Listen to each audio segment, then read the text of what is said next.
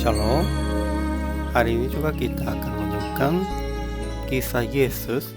Teks hari ini Yohanes pasal 7 ayat 25 sampai ayat 39. Saya sudah bagi 3 paragraf. Paragraf yang pertama 25 sampai 27. Beberapa orang Yahudi terbuka akan orang Farisi berusaha membunuh Yesus. Mereka tidak menerima Yesus sebagai juru selamat sebab tahu dari mananya. Paragraf yang kedua ayat 28 sampai ayat 30. Yesus mengaku yang Tuhan telah mengutusnya sehingga mereka berusaha menangkapnya. Paragraf ketiga ayat 31 sampai 39. Imam-imam kepala dan orang-orang Farisi menyuruh penjaga-penjaga bait Allah untuk menangkapnya. Namun Yesus tetap mengajar tentang yang dari dalam hati mereka akan mengalir aliran-aliran air hidup. Kesimpulannya, sekalipun seseorang bertanya, siapakah yang berusaha membunuh engkau? Namun beberapa orang Yerusalem berkata, bukankah dia ini yang mereka mau bunuh? Dan orang-orang tidak menerima Yesus sebagai Kristus sebab mereka tahu dari mana asalnya.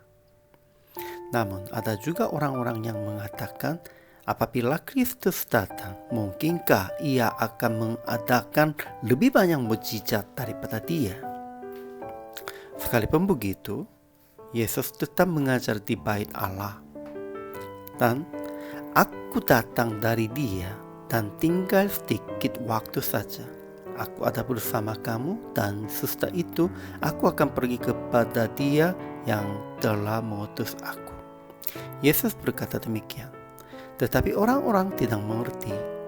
Namun Yesus tetap mengajar sampai hari terakhir pesta. Tentang yang dari dalam hati mereka akan mengalir aliran-aliran air hidup. Itu dari Yesus. Ajaran tentang Yesus dalam teks hari ini. Pertama, Yesus tetap mengajar di bait Allah sekalipun imam-imam kepala orang-orang Farisi berusaha membunuhnya. Kedua, ia ingin memberi air hidup bagi kita supaya kita tidak haus.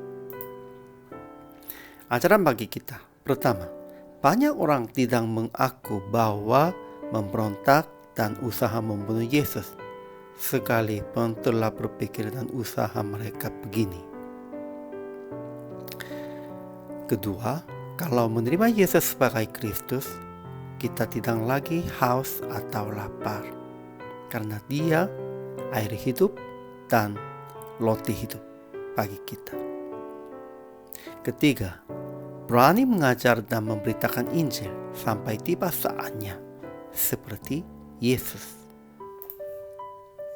Kalau begitu, aplikasi hari ini masih waktu memberitakan Injil, tetap menanggung kewajiban sebagai penginjil.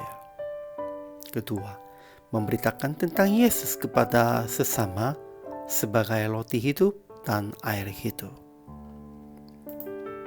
Jadi PR praktik hari ini, habiskan kehausan dengan baca Alkitab dan dalam doa, dan memberitakan firman kepada yang dalam kehausan secara psikologi dan rohani. Ya, merekanya tetap haus, tetap lapar. Namun pada waktu kita memberitakan Injil dan pada waktu mereka menerima itu, pasti semua kehausan kelaparannya akan habiskan. Kita percaya ini. Hari ini juga selamat melayani. Tuhan memberkati.